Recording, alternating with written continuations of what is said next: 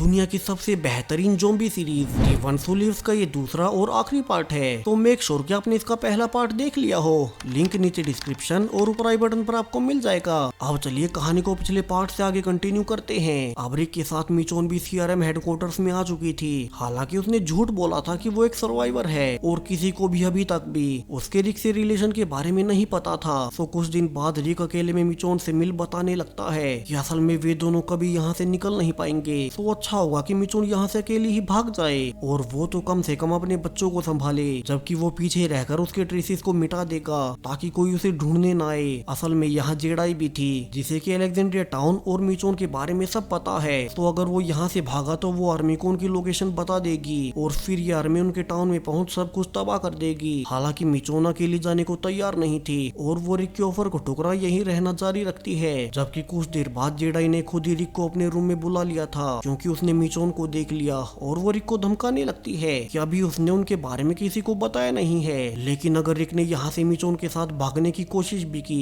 तो वो सभी को उनकी सच्चाई बता देगी। दरअसल ये वही जेडाई है जिसके ग्रुप से शुरू में रिक ने नीगन से लड़ने के लिए कभी मदद मांगी थी और जब बाद में खुद नीगन के लोगों ने ही जेडाई के सब ग्रुप को मार दिया तो वो बिल्कुल अकेली पड़ गई। और उस वक्त तो रिक और मिचोन ने भी गुस्से में कि जेडाई ने उन्हें धोखा दिया था, उन्होंने उसे मरने के लिए छोड़ दिया। तो जेडाई ने सीआरएम में शामिल होने के बाद रिक को उस ब्रिज हादसे के बाद से उठवा लिया था ताकि वो रिक से अपना बदला ले सके। वहीं जेडाई इतने सालों में अब तक सीआरएम आर्मी की ऊंची पोस्ट पर पहुंच चुकी थी और वो रिक को बता दी भी है कि वो अगर उसे मारने की सोच भी रहा है तो वो सोचे भी ना, क्योंकि अगर वो मारी गई तो उसने अलेक्जेंड्रिया टाउन की सारी ही डिटेल्स और लोकेशन वे सब एक खास जगह पर सेव कर रखी है जो कि उसके मरने के बाद यहाँ के आर्मी को मिल ही जाएंगी। सो रिक उसे मार भी नहीं सकता। और अब अगले कुछ दिनों में रिक अपनी साथी थ्रोन से बात कर मिचोन को भी आर्मी में भर्ती करवा लेता है ताकि वो कम से कम उसके साथ तो रहे। हालांकि अभी तक थ्रोन को भी नहीं पता था कि मिचोन रिक की वही वाइफ है जो कि 7 साल बाद उसे ढूंढते हुए यहाँ तक आ गई। और रिक और मिचोन अब सीआरएम के लिए बाहर बहुत सारे मिशन पर जाने लगते हैं, जबकि मिचोन के मन में तो हमेशा से था कि वो मौका मिलते ही रिक के साथ यहाँ से निकल जाएगी। और इसलिए ही एक रात जब वे हेलीकॉप्टर से वापस आ ही रहे थे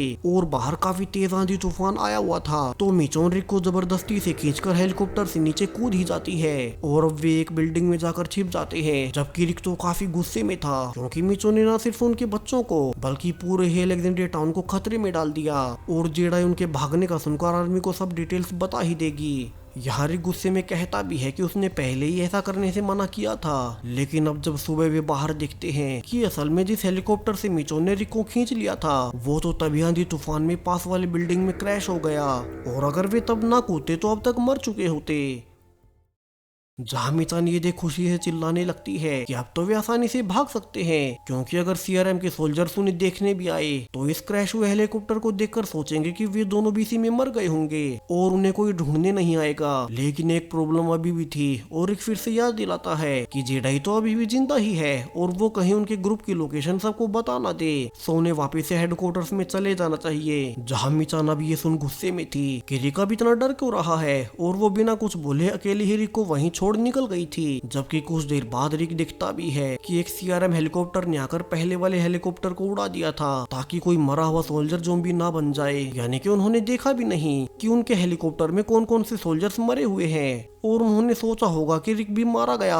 तो अब रिक भी भागकर मिचोन के पास जाता है कि अब वे फाइनली यहाँ से भाग सकते हैं, कोई उनके पीछे नहीं आएगा। और सर्वाइवल की जो भी चीजें उन्हें बिल्डिंग से मिली दोनों उन्हें लेकर वापस से अलेक्जेंड्रिया का सफर शुरू करते हैं, जहाँ चलते हुए उन्हें ज़ॉम्बी से भरी इस दुनिया के बीच सर्वाइवल तो आता ही था। तो वे आसानी से आगे बढ़ने लगते हैं कि अब जब एक दिन जब वे जंगल से गुजर ही रहे थे कि उन्हें किसी की चिल्लाने की आवाज आती है। दरअसल ये तो 3 लोगों की एक फैमिली थी जिन्हें की ज़ॉम्बी से बचाने के बाद मिचोन और रिक उन्हें अपने पास से कुछ खाना भी देते हैं। लेकिन जैसा कि इस पोस्ट अपोकैलिप्टिक दुनिया में होता ही है, अब वे रिक और मिचोन को अकेला देख अपने हथियारों के दम पर उनसे उनका सब कुछ लूटने लगते हैं, ये कहते हुए कि आज की दुनिया में जहाँ कोई नियम कानून नहीं, ऐसे में किसी की मदद करने से पहले कई बार सोचना चाहिए। हालांकि उन्हें पता नहीं था कि रिक और मिचोन कितने ट्रेंड फाइटर्स हैं और अब वे आसानी से उन पर कंट्रोल कर वार्निंग देते हैं कि आगे से वे ऐसा किसी और के साथ न करें जो कि उनकी मदद कर रहा हो। और दोनों आज की रात जंगल के एक सुनसान घर में बिताने का फैसला करते हैं। हालांकि ज़ॉम्बीज और बाकी के सर्वाइवर्स को उन पर अटैक करने का खतरा हो सकता था, सो रिक ने इसके लिए भी ट्रैप ट्रैप्स पहले से लगा दिए। लेकिन सुबह जब दोनों की आंखें खुली ही थी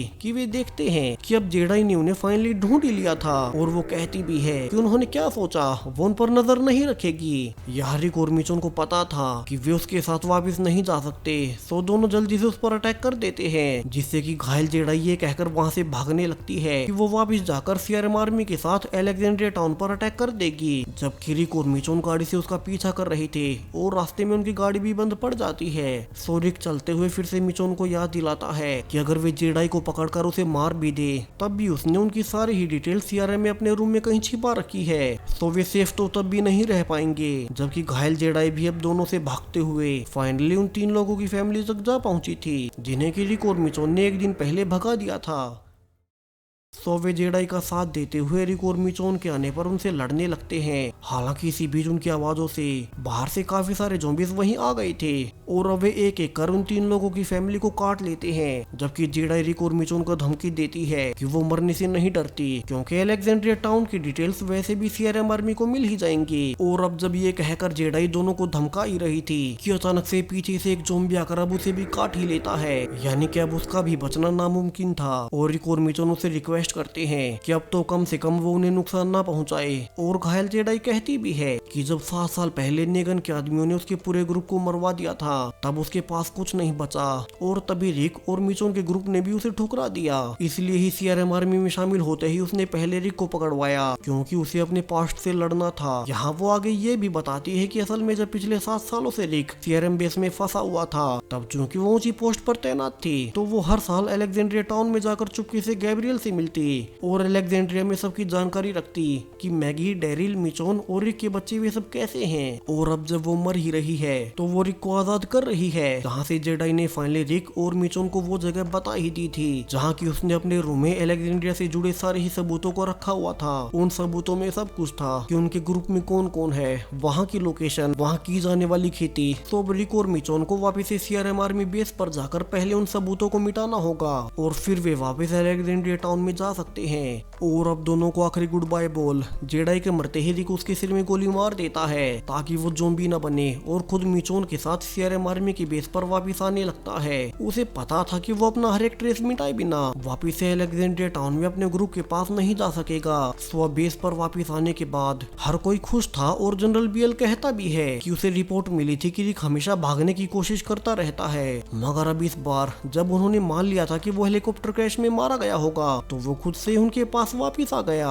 तो अब वो रिक की वफादारी से खुश होकर जनरल उसे अपनी मिलिट्री की सीक्रेट इंफॉर्मेशन बताने लगता है ताकि रिक उन्हें लीड कर उनके मिशन को पूरा करने में मदद करे। और यहीं से रिक को जो पता लगने वाला था उसके बारे में तो उसने सपने में भी नहीं सोचा था। जनरल उसे रिवील करता है कि असल में सीआरएम की एक स्पेशल रिसर्च सेल है जो कि आसपास के सारे ही एरिया को जांचती रहती है और उनकी रिसर्च से उन्हें रिपोर्ट मिली थी कि अब तक उनके आसपास हर जगह लाखों में ज़ॉम्बीज इकट्ठा हो चुके हैं, क्योंकि धीरे धीरे जो सर्वाइवर्स भी थे वे भी समय के साथ मरकर ज़ॉम्बीज बनते चले गए। और उनके वैज्ञानिकों ने अनुमान लगाया है कि आने वाले सिर्फ 14 सालों के अंदर पृथ्वी पर कोई भी नॉर्मल इंसान जीवित नहीं होगा, या तो हर कोई ज़ॉम्बी बन चुका होगा या फिर मर चुका होगा, मगर नॉर्मल कोई भी इंसान जीवित नहीं बचेगा।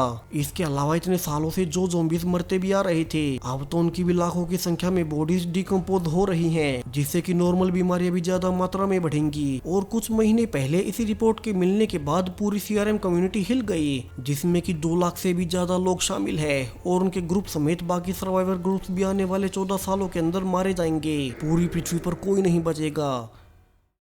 और इसलिए पिछले कुछ समय से सीआरएम की आर्मी दूसरे सर्वाइवर ग्रुप्स को जानबूझकर मार रही है ताकि उनके खाने की सप्लाईज और बाकी चीजों को वो खुद इस्तेमाल कर अपने सर्वाइविंग टाइम को बढ़ा सके। वे जानबूझकर दूसरे ग्रुप्स के एल्डर्स को मार सिर्फ उनके बच्चों को अपने पास ले आते हैं। और अब तो सीआरएम अपनी अगली स्टेज पर पहुंच चुका है जिसमें कि उनकी आर्मी ने बड़े बड़े बॉम्ब्स बना लिए हैं और वे अब बाकी सर्वाइवर ग्रुप्स को जड़ से मिटा पूरी पृथ्वी पर आखिरी ग्रुप बचेंगे और बाकी के रिसोर्सेज के सहारे वे कम से कम 50 साल और सर्वाइव कर पाएंगे। जिसे कि सुनरिक समझ चुका था कि अगर वो मिचोन के साथ यहाँ से निकल भी गया तो भी अलेक्जेंड्रिया टाउन पर कभी न कभी सीआरएम आर्मी बॉम्ब गिरा ही देगी। तो उन्हें निकलने से पहले उन सभी बॉम्ब्स और इस आर्मी को नष्ट करना होगा ताकि उनके अलेक्जेंड्रिया ग्रुप के साथ साथ बाकी के सर्वाइवर ग्रुप्स भी सेफ रहें। सो रिकब अचानक से जनरल बीएल पर अटैक कर अब उन्हें वहीं चांद से मार देता है और उनकी बॉडी को कंटेनर में डाल बाहर निकालने लगता है। तो दूसरी ओर मिचोन चुपके से जेडाई के कमरे में घुस चुकी थी जहाँ की उसे अलेक्जेंड्रिया टाउन और उसकी लोकेशन से जुड़े सारे ही डॉक्यूमेंट्स को डिस्ट्रॉय करना था ताकि सीआरएम आर्मी को उनके बारे में पता न चले।